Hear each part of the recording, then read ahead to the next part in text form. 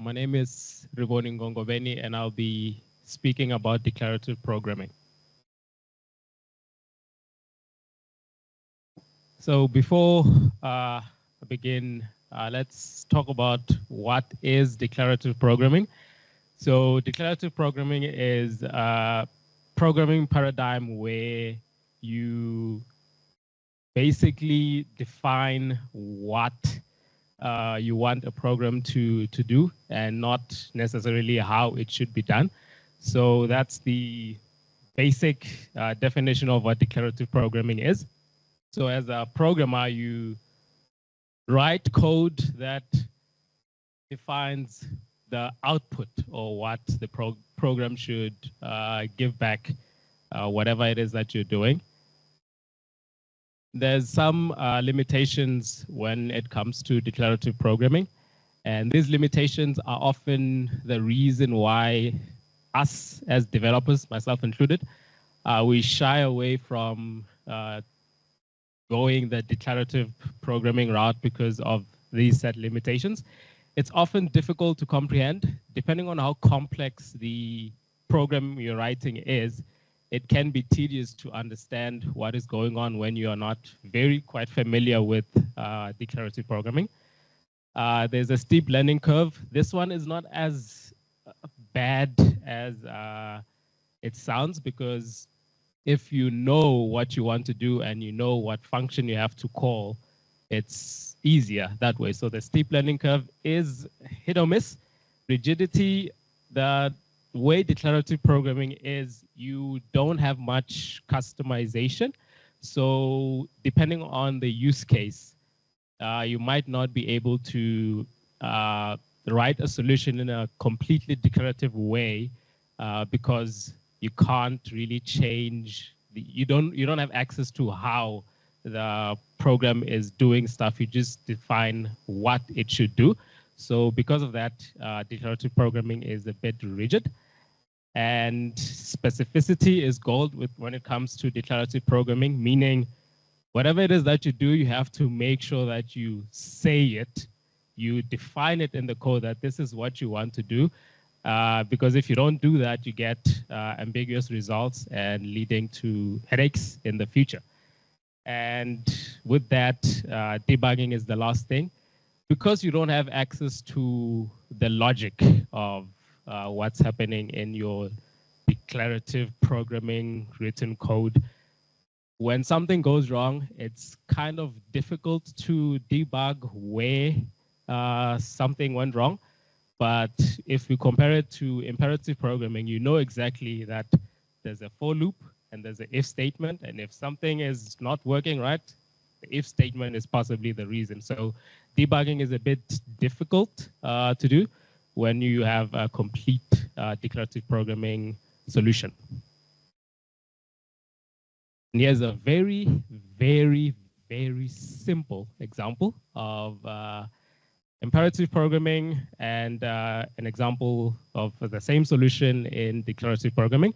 So basically what happens here, the code block, we get a list of person objects, and we are filtering based on a condition that a person is of the age of 18 or older, and we just store that in a new list. Basically, that's it.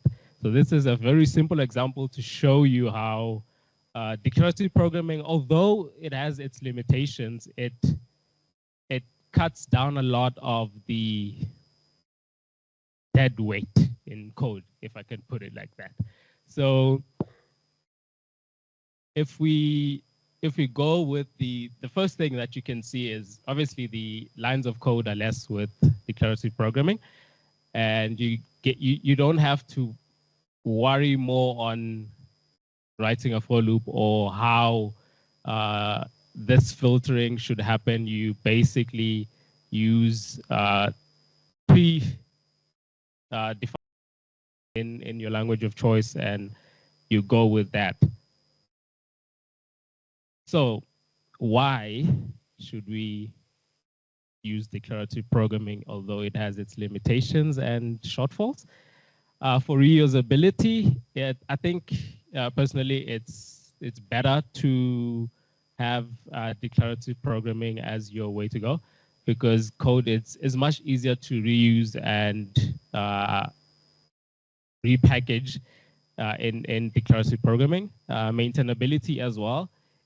From the example that I showed earlier, if we had a function that has 100 lines of code, for example, when someone has to maintain that, if functionality changes, you might be in a situation where you have to make changes at multiple spots in the code. And the other thing is minimal ambiguity, but that's on the condition that you did declarative programming correctly, meaning that you basically were explicit in what you want the program to do.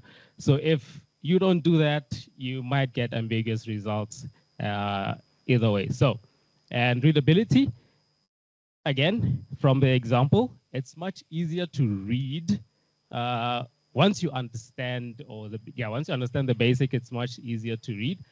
If we, again, example, we have a function for loop that has a for loop that has an if statement and a for loop in an if statement, that becomes very difficult to read. Although I know it's not good code practice, but I've seen some stuff in banking basis, so it happens. And for future proofing, when you have code in declarative programming, it's much easier to add optimizations without having to change the code itself. And a few comments that I like to share to all the developers in the room and online is, if you happen to be in a project where you get to experience greenfield development, you are one of the lucky ones. Please try to root for declarative programming when it makes sense to do that, because we have a problem with having code bases that have code that needs to be deleted, but we can't delete them because it will break the system. So be the developer that crawls so that others to follow can walk. And that's my talk on declarative programming. Any questions?